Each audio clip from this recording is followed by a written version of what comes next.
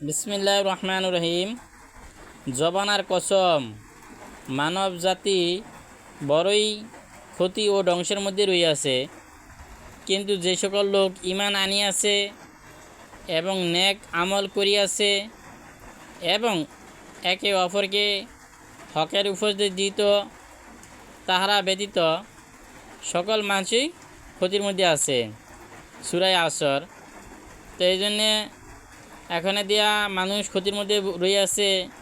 আল্লাহ তাআলা সূরা আসরের মধ্যে বলছেন মানুষ বড় ক্ষতির মধ্যে রয়েছে, ধ্বংসের মধ্যে রয়েছে।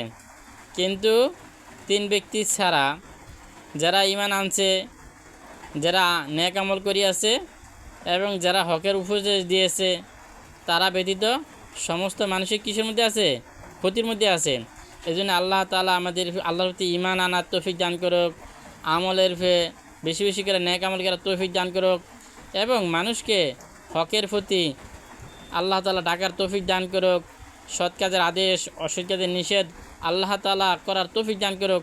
আমিন। ও আখিরি দোয়ানা আলহামদুলিল্লাহি রাব্বিল আলামিন। ইনশাআল্লাহ গুরুত্বপূর্ণ হাদিস, আমরা এই কথাগুলা নিজেরা আমল করব, অপরকে এরকমভাবে কাছে পৌঁছায় দিব যাতে সবাই আমল করে। আল্লাহ তাআলা তৌফিক দান করুক। আমিন। ও আখিরি দোয়ানা আলহামদুলিল্লাহি রাব্বিল আলামিন।